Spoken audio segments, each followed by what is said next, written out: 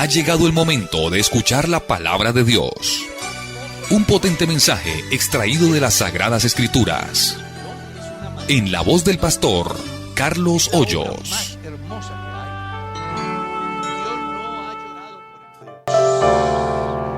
Qué bueno.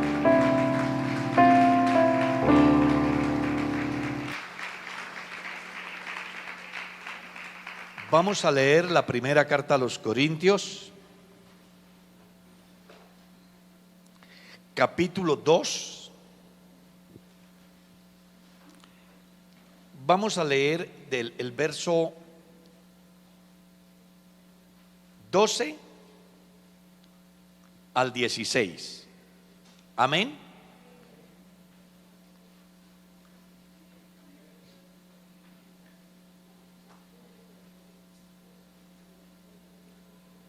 Y nosotros no hemos recibido el espíritu del mundo, sino el espíritu que proviene de Dios, para que sepamos lo que Dios nos ha concedido. Lo cual también hablamos no con palabras enseñadas por sabiduría humana, sino con las que enseña el Espíritu, acomodando lo espiritual a lo espiritual. Pero el hombre natural no percibe las cosas que son del Espíritu de Dios, porque para él son locura y no las puede entender, porque se han de discernir espiritualmente. En cambio, el espiritual juzga todas las cosas, pero él no es juzgado de nadie, porque ¿quién conoció la mente del Señor? ¿Y quién le instruirá? Mas nosotros tenemos la mente de Cristo. Pueden sentarse, sean tan amables.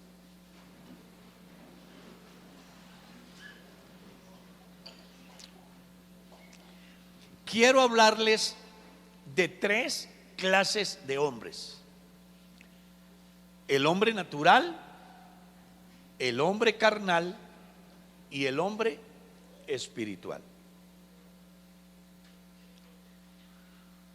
Y quiero que tengan en cuenta dos pasajes para que entre ustedes hagan un análisis, o cada uno, y saque una conclusión. ¿Qué diferencias hay? Capítulo 3 del Santo Evangelio según San Juan. Nicodemo visita a Jesús de noche, ¿cierto? Y primera de Corintios 3. Háganme el favor y le dan un vistacito y me dicen cuál es la diferencia.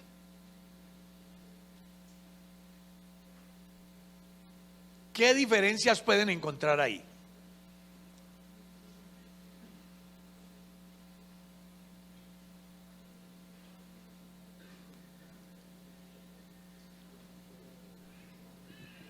Es importante que tengamos en cuenta que al mirar ese pasaje, esos dos pasajes, ustedes van a encontrar ahí una importante enseñanza, porque muchas veces nosotros estudiamos la palabra y no sabemos de qué se trata, a qué se refiere. ¿Ya lo encontraron, no? ¿Ya lo leyeron? ¿Sí? Bueno, ¿qué diferencia encontraron ahí? ¿Quién me puede decir qué diferencia? Le voy a regalar la entrada a la convención al que me diga qué diferencia hay ahí. Nicodemo actuaba según qué. Pero ¿cuál hombre? Es que todos son hombres. ¿Cuál? ¿Al fin qué?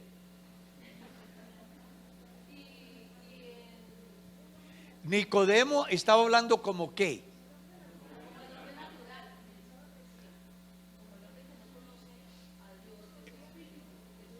El hombre natural. Y 1 Corintios 3 ¿qué?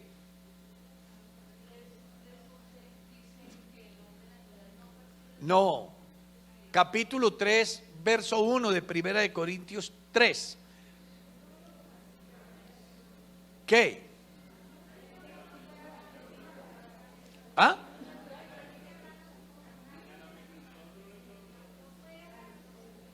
¿Qué diferencia hay?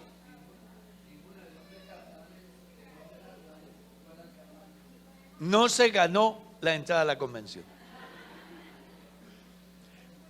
No, sí hay diferencia entre el hombre natural y el hombre carnal y el hombre espiritual, sí las hay.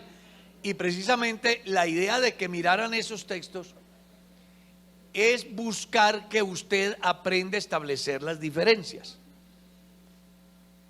¿Cómo actúa el hombre natural?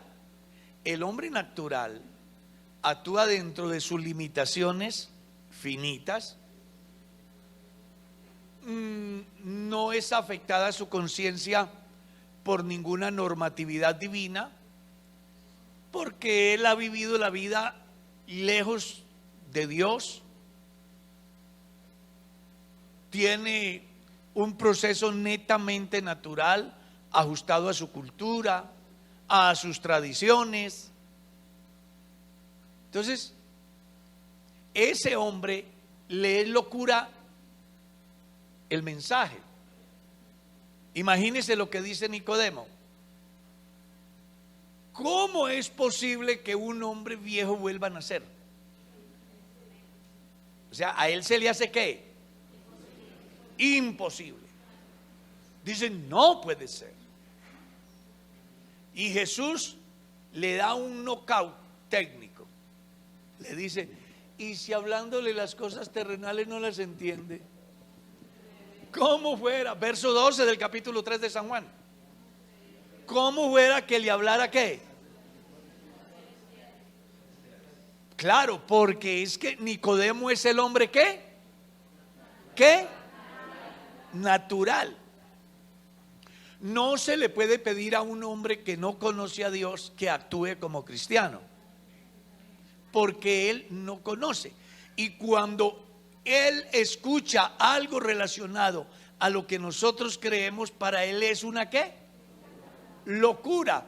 ¿Cuál fue el problema que se dio entre los griegos con respecto al mensaje evangélico? Según el capítulo 1 de la primera de los Corintios. Ustedes ya se saben esa carta de memoria. Era una locura. Eso es lo que dice la Biblia. La palabra de la cruz es locura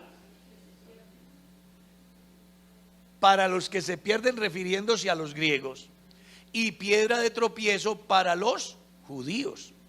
¿Por qué era piedra de tropiezo para los judíos?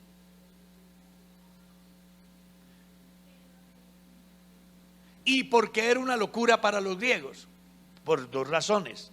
A los griegos les era una locura porque ellos no podían aceptar que un tipo que matan por malo ahora les hagan creer que es el Salvador. Ellos dicen, es una locura. Eso no cabe sino en la mente de los pentecostales, pero en la mente de la gente inteligente no cabe eso. Eso es lo que piensan los griegos. Porque ellos ¿qué? Son hombres ¿qué? Naturales. En el caso de los judíos es un obstáculo, es un tropiezo. ¿Por qué? Porque ellos conocen, sin embargo, para ellos es un problema aceptar semejante declaración que Cristo es el Salvador, cuando es un tipo que en su manera de ver es el resultado de la fornicación. Usted recordará lo que le dijo a los judíos, lo que le dijeron los judíos a él. Ellos le dijeron, nosotros no somos hijos de fornicación. ¿Qué le estaban diciendo a él? Que él sí. Porque surgió el comentario que María resultó embarazada por obra y gracia. Y no puede ser. El orden natural es que haya una unión entre un hombre y una mujer. Y ahora aparece esta señorita aquí diciendo que fue por obra y gracia. No, eso fue que alguien la gateó. Se fue a tomarse su gaseosa, cualquier cosa, pero a nosotros no nos van a hacer creer ese cuento. Por eso fue que Jesús les dijo un día, bienaventurado el que no halle tropiezo en mí. Los judíos tropezaron en Jesús no porque Jesús fuera un hombre, ellos sabían que era un hombre. No porque fuera el hijo de José y María, ellos sabían que era el hijo de José y María. Ellos tropezaron fue porque no pudieron aceptar que él fuera Dios. Ahí es donde está el asunto. Y por eso era que para los griegos era una locura, y para los judíos fuera una piedra de tropiezo. Ahora, no podemos, cuando entramos al hombre natural, volvemos a decir, no podemos esperar que actúe como un cristiano, como un hombre espiritual. No podemos esperar eso, porque él vive como vivía usted y como vivía yo antes de conocer a Dios. Y en nuestra condición natural, ¿qué esperábamos nosotros? Que amaneciera el día y que llegara la noche. Y el día de la Navidad nos vamos a prender las velitas y a hacernos los regalos. Y llega la Semana Santa y nos vamos a darnos golpes de pecho, y al otro día nos tomamos los guarilaques. Porque así vive el hombre, ¿qué? Natural, natural, carnal no, natural.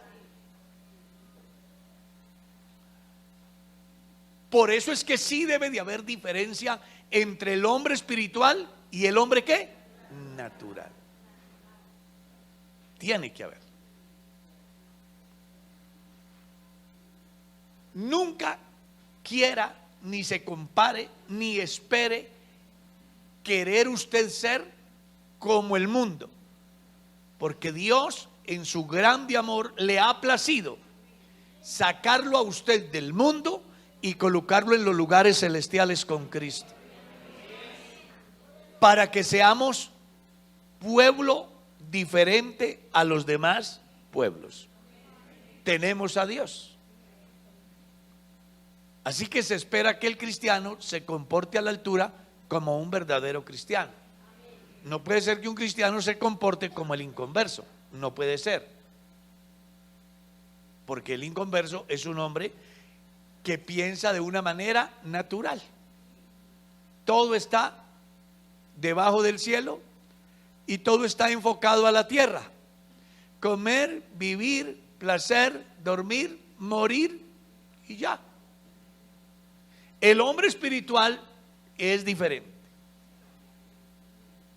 Ahora, cuando entramos al campo del hombre carnal, es ese hombre que, conociendo el evangelio, siendo convertido, actúa como si no creyera. Y ese fue el problema que se dio en Corinto. Por eso el verso 1 dice: no les hablo como a espirituales, sino como a carnales. Dice: de manera que yo, hermanos, no puedo hablaros como a espirituales, sino como a carnales, como a niños en Cristo. Y les explica: os di a beber leche y no vianda, porque aún no erais capaz, ni sois capaces todavía, porque aún sois carnales. Pues habiendo entre vosotros celos, contiendas y disensiones, ¿no sois carnales y andáis como hombres? O sea, él les está diciendo: tiene que haber una diferencia. Porque recuerde que cuando hablamos de Nicodemo, hablamos de un hombre que no conoce la gracia de Dios. Pero cuando hablamos de los corintios, hablamos de una iglesia. Acuérdese que los del capítulo 3 de la primera de los Corintios son totalmente diferentes a Nicodemo del capítulo 3 de San Juan. Porque Nicodemo del capítulo 3 es un inconverso común y corriente. Los de Corintios es una iglesia que creyó al evangelio, que se bautizó, que incluso abundan los dones en la iglesia, pero hay unas actitudes carnales. ¿En qué radica esa carnalidad? En que se pelean entre ellos por su líder, habiendo divisiones entre vosotros. ¿No sois carnales? Y no actuáis como hombres. Es decir, eso de que el líder principal es Julano, eso dejémoselo a los liberales y a los conservadores, a los del polo y a los otros que vienen. Usted preocúpese por ser un hombre espiritual, trayendo eso al contexto actual. Allá había el problema: no, es que mi líder es Pablo, no, es que mi líder es Cefas, no, es que mi líder es Apolo y yo por él me hago morir.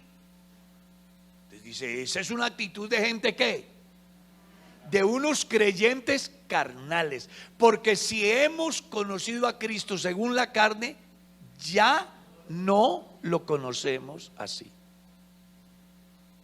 O sea que sí hay unas diferencias. El cristiano debe de saber que cuando tiene sus comportamientos no es un inconverso, es un creyente ¿qué? Carnal. Ese creyente carnal tiene unas características. ¿Cuáles son? Hay celos, hay contiendas, hay disensiones. Y me encanta lo que dice el verso 4, porque diciendo el uno que yo ciertamente soy de Pablo y el otro yo soy de Apolos, ¿no sois carnales? Vuelve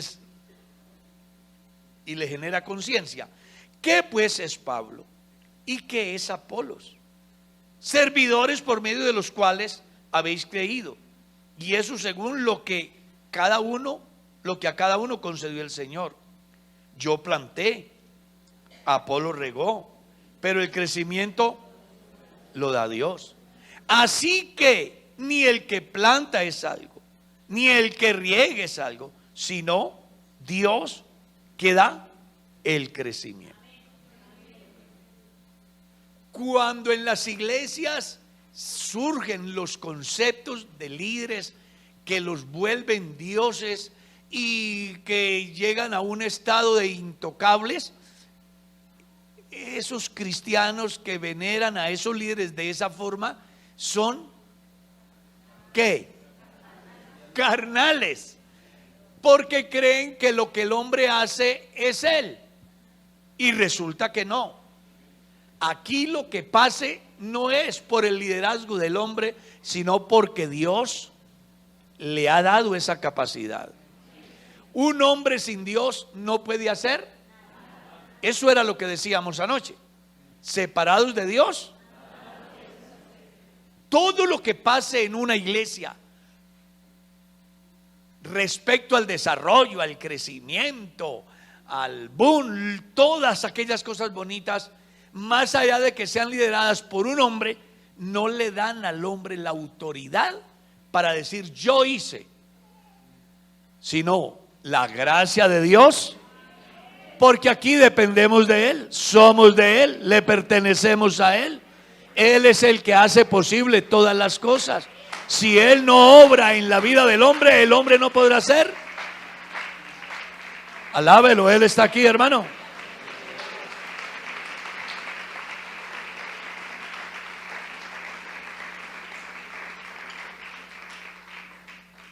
Pero ¿habrán creyentes carnales hoy? ¿Sí? Cada vez que haya una división en una iglesia, está diciendo que esos cristianos son ¿qué? Carnales. ¿Sí? Porque pase lo que pase, hay uno que nunca cambia, que siempre es fiel, que siempre es bueno, que siempre está ahí, que lo buscas en la mañana, lo buscas al mediodía, lo buscas en la noche, en las horas de la madrugada. Él no está ocupado para decirte no te puedo atender. Él es el único que sabe todo, conoce todo y tiene la solución para todo. Él puede hacer lo que quiera. Alaba el nombre de Cristo.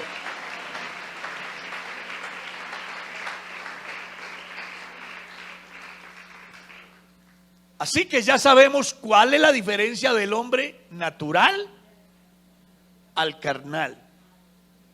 Pero hay un tercer hombre que es el hombre ¿qué? Espiritual. Y mire lo que dice la Biblia con respecto al hombre espiritual.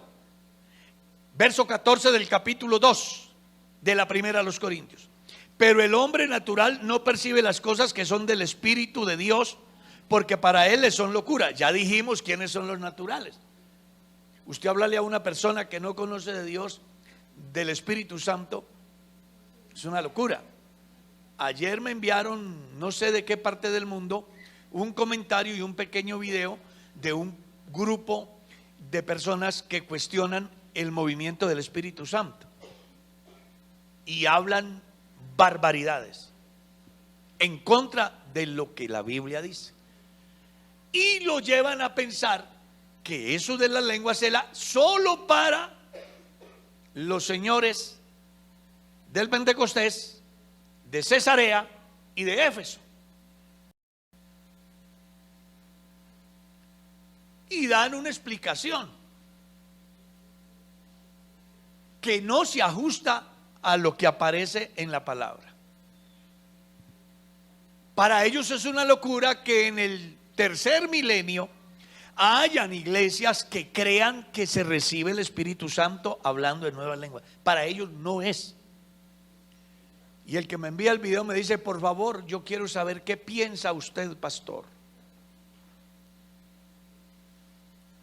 Hermano, claro, es que para ellos es una locura.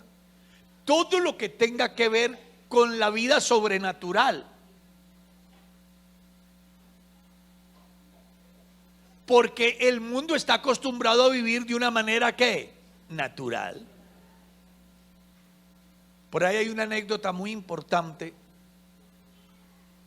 de una creyente fiel que siempre decía que Dios, que Dios, que Dios. Y un tipo malo dijo: vaya, llévele una remesa a esa señora y dígale quién la mandó.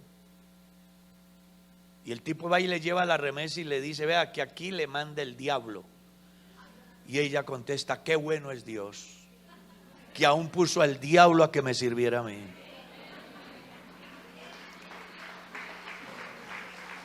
Y es verdad. El diablo es un siervo de Dios. ¿Escuchó eso? San Mateo capítulo 4. Al Señor tu Dios adorarás, y a Él solo ¿qué? El diablo no podrá hacer nada contra usted si Dios no se lo permite. Su vida está escondida en Dios y Él decide su futuro.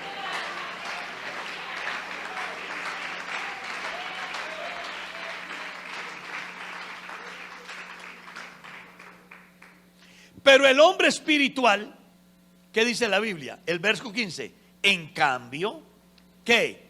El hombre espiritual juzga todas las cosas, pero él no es juzgado de nadie. ¿Por qué no es juzgado de nadie? Porque el único que puede juzgar las cosas espirituales es el que es espíritu, Dios. Y cuando usted está sometido a la ley del Espíritu de Dios, los juicios que hagan los demás son equivocados, no son justos, no pueden hacer justicia, porque ellos miran de una manera natural. Pero cuando tú estás en Dios, las cosas son a otro precio. A otro precio. Y qué interesante que pensemos si hay hombres espirituales o no. ¿Sí los hay? Sí. ¿Cuál es el hombre espiritual? Ese que no vive peleando, ese que no vive lleno de resentimientos, de amarguras, de murmuración, de complejos de inferioridad, de complejos de superioridad, de complejos de culpa. Esa persona que tiene solamente una cosa clara: mi meta es el cielo, derrumbes el mundo a los lados y debajo de mis pies, pero yo la tengo clara, sé para dónde voy. Al Señor la gloria. Y esa es la gente que necesitamos. Y para que eso suceda, usted tiene que olvidarse de algo que no quiere olvidarse, de su yo. Hablo entre los que somos perfectos. No que yo ya lo haya alcanzado, sino que una cosa hago: olvidando lo que queda atrás, pongo la mira en el blanco. Así que cuando viene la adversidad y usted mira la adversidad más grande que Dios, cuando tiene la enfermedad y ves más grande la enfermedad que Dios, cuando tienes cualquier problema y lo ves más grande que Dios, estás diciendo que tu Dios es el problema que decide todo. Pero cuando tú ves a Dios por encima de todo, no habrá nada ni nadie que lo detenga, porque usted será un hombre espiritual. Alaben el nombre de Cristo.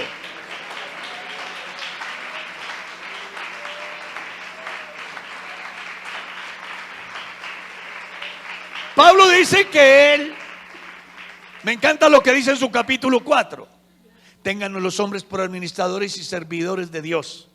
Es necesario que el administrador sea hallado fiel. Y luego dice: en cuanto a mí, tengo en muy poco el ser juzgado por vosotros o por tribunal alguno. O sea, carece de importancia. Hay cristianos que viven sufriendo, que es que están diciendo mal, que es que mire que hablan mal. Y siempre yo le he dicho a las personas que vienen desesperadas con un ánimo de reacción, de justicia, de venganza, como que pagarle con la misma moneda, le he dicho: lo que están diciendo de usted es verdad. No es verdad. ¿De qué se preocupa? No es verdad. Ya. Lo que están diciendo de usted es verdad. Sí, hermano, es verdad. Entonces, arrepiéntase. Porque por fortuna tenemos el Dios de las oportunidades. ¿Qué les parece? Aleluya. El Dios de las oportunidades. Y está aquí en esta mañana. Usted verá si lo alaba.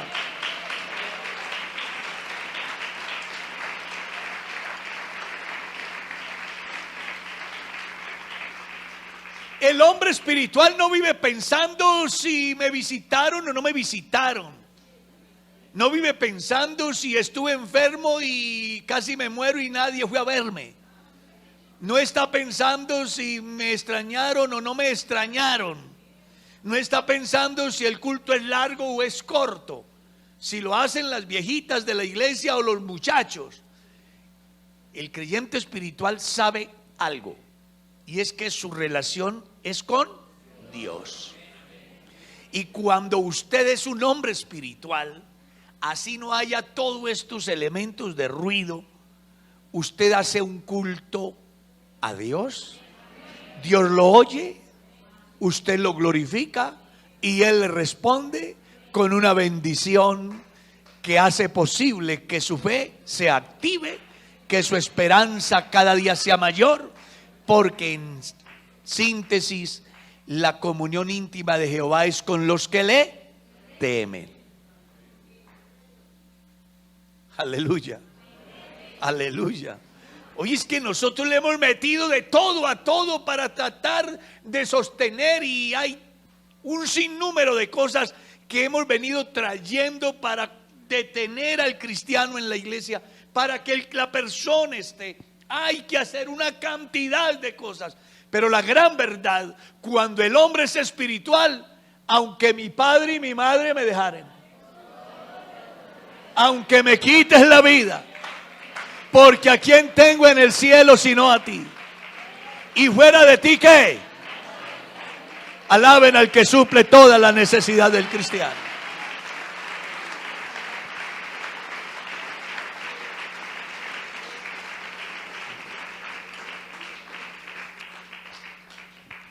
Entonces, cada etapa de su vida, cada vez que surja algo en el camino, antes de tomar una decisión, piense en cuál está usted, a qué grupo pertenece.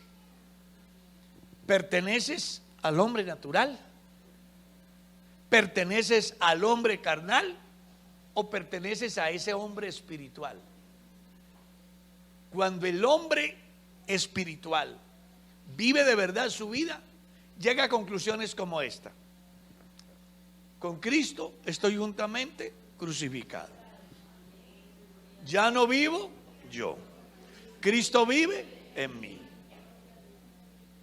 Porque para mí el vivir es Cristo, el morirme es, porque todas las cosas que me eran ganancia ahora las considero como pérdida, como basura, en razón de que he alcanzado el mayor privilegio: conocer el amor de Cristo, que excede a todo conocimiento. Un hombre espiritual tiene una estructura doctrinal que hace que sea inalterable su visión con respecto al proyecto divino en usted hacia el futuro. El salmista decía: Dios cumplirá su propósito en mí. Y para que ese propósito se cumpla, ¿qué pasa? Pues yo tengo que permitir que Él cumpla ese propósito. Escuche, yo estoy a la puerta y llamo. Si alguno oye mi voz y abre la puerta, yo voy a hacer el trabajo. Pero si no abre la puerta, ¿qué? Porque Dios no obliga. Dios pudo hacer que usted todos los días estuviera mirando para el techo como los pingüinos. Pero no, Él le creó a usted una facultad que, ¿cómo la llamaríamos eso? No sé, una antena que hace posible que venga la recepción, sea positivo o negativo. ¿Ya? Y unos sensores, podría ser. Sí, algo que, bueno, yo soy de Dios, entonces todo lo que Dios quiere es lo que yo recibo, es lo que yo desarrollo, es lo que yo proceso, es lo que hago propio. Pero cuando no es así, entonces recibo todo lo negativo, que esa iglesia, que ese pastor, que allá no hace sino pedir plata, y eso es un negocio, y es porque es el hombre carnal. Entonces, su sensor es ese, recibir todo eso. Y Dios no interviene, lo deja, porque Él lo hizo libre, me hizo libre, nos hizo libres. Una vez que recibimos las señales de donde venga, usted tiene la autoridad de tomar la decisión hacia el lado que usted quiera. Y eso es lo que me encanta de Dios, que no obliga a nadie. Y yo siempre he creído que en la iglesia nadie debe de ser obligado. La gente debe de caminar porque su sensor esté unido al cielo y sea el Espíritu de vida el que lo guía a hacer las cosas que a Dios le agradan. Al Señor sea la gloria. Requerimos de eso, de cristianos ¿qué? Espirituales.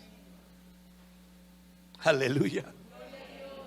Perdonen que vuelva a recordarles algo. ¿Cuánto tiempo hay que darle de doctrina a una persona para que se bautice? Entonces dicen algunos 3 clases, otros dicen 4, otros dicen 3 meses, otros se demoran 6 meses, otros 1 año. Lo bautizan y enseguida está apartado. Dice, pero caramba, tanto enseñarle, explicarle. ¿Cómo es que yo le enseñé a esta cristiana la forma de vida del creyente y ahorita resulta con estas? Bendito sea Dios. Dice, pero ¿por qué? Cuando uno creyó era diferente. Hablo en mi caso personal. Son las 12 de la noche, estamos en un cafetal, en una finca, por allá, que yo soy del campo y no me da pena. Yo voy al campo y siento ese olor a maleza y esta es mi vida. El olor a campo es maravilloso. Solo que los ciudadanos no les parece importante, pero es bueno cuando los piquen los gusanos, las hormigas, les caiga tierra en los ojos, se hieran con la maleza. Eso es bueno, porque uno siente que está vivo. Sí, sí, de todo, eso es bueno. El campo es bueno. Yo le doy gracias a mi Dios por haber tenido ese privilegio. Por eso es que me encantan las yucas, los plátanos. Solo que no puedo comer yuca y plátano a la vez, pero me encantan. Aleluya. Bendito sea Dios. Bendito sea Dios. Entonces que allá a esa hora dice el pastor, vamos a los bautismos y bueno, es un tanque lavador de café. El pastor Carlos en el proyecto de Dios entra al tanque lavador de café. El pastor le dice, bueno, hermano Carlos, yo lo voy a bautizar en el nombre de Jesucristo para el perdón de sus pecados. Y acuérdese que tiene que dar el 10%. Y al agua. Esa fue toda la doctrina que a mí me dieron. A mí no me enseñaron que la resurrección, que la doctrina de la justificación, que la doctrina del arrepentimiento, que la doctrina de la salvación, que la doctrina de la santidad, que nada. A mí solo me dijeron, acuérdese que tiene que dar el 10% y al agua. Pero como yo había creído de todo corazón, entonces no fue problema. No fue problema. Porque cuando uno alcanza a conocer a Dios y llega a ser espiritual, lo que Dios le demande, uno lo hace. Que no estoy de acuerdo, no importa, Dios manda. Que no me gusta, no importa, Dios dijo. Que sería mejor de esta manera, no, Él es el soberano, Él dice. Porque es apenas normal que usted riña con su pensamiento en relación al de Dios. Usted está aquí, Él está arriba. Él es Dios, usted es hombre. Él es eterno, usted es mortal. Él no está sometido al tiempo, usted sí. Es apenas normal. Venga, pero Dios, ¿por qué hizo eso tan raro? Yo pienso que le hubiera quedado mejor hacerlo así. Pero Dios no se equivoca. Lo más absurdo de Dios es más sabio que lo más inteligente del hombre. Porque la inteligencia del hombre está muy enfocada al estilo del que lustra los zapatos, al piso, a la tierra. Pero cuando Dios actúa de tal manera que afecta no solo lo de aquí, sino lo de arriba. Su obra es tan grande que no hay manera de describirla. Si usted lee el capítulo 9 al 11 de la carta a los Romanos, usted se queda boquiabierto. ¿Cómo Pablo habla acerca de la soberanía y de la elección? Y él hace un documento, un discurso extenso, y de pronto se le acaba. ¿Y sabe cómo concluye? Oh, profundidades de la sabiduría y del conocimiento de Dios, porque ¿quién entendió la mente del Señor y quién le dio a él consejo primero? Porque el hombre, por mucho que avance con respecto a lo desconocido, no alcanzará a conocer todo aquello que es desconocido para la mente humana. Esta semana yo escuchaba algo interesantísimo que la NASA descubrió. Supuestamente hay más de 3.000 billones de universos diferentes al nuestro, según ellos. Y llegaron a esa conclusión porque encontraron en el universo un espacio vacío. Y dicen, la conclusión es sencilla: chocó otro universo con este y causó ese problema. Pero es que hay un mundo inmenso que el hombre no conoce, y ellos se revientan la cabeza y colocan telescopios y se van hasta el agujero oscuro y llegan ahí se quedan en la oscuridad.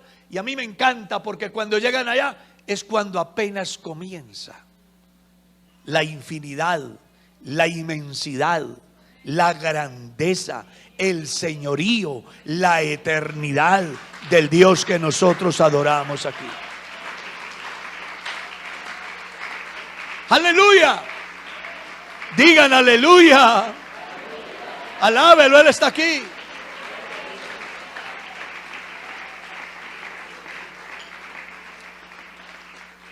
Y cuando yo me pongo a mirar todo eso, es donde más me gozo.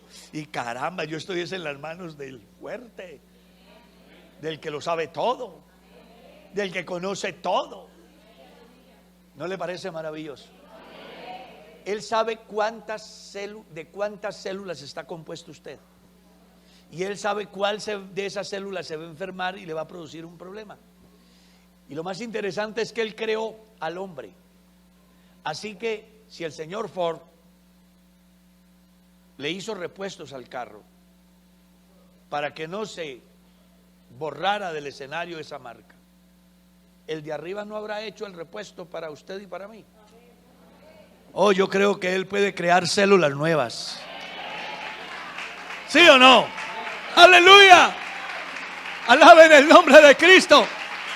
Sí, yo lo creo porque lo he visto. Lo he visto, soy testigo. Alaben el nombre de Cristo. Pero para usted entender todo eso tiene que ser un hombre ¿qué? Espiritual. Porque los que son de la carne piensan en las cosas de la carne, pero los que son espirituales, los que son del Espíritu, piensan en las cosas del Espíritu. Porque las cosas espirituales se han de discernir espiritualmente. ¿Quiere dar gracias? ¿Quién da gracias? Señor, yo te doy gracias.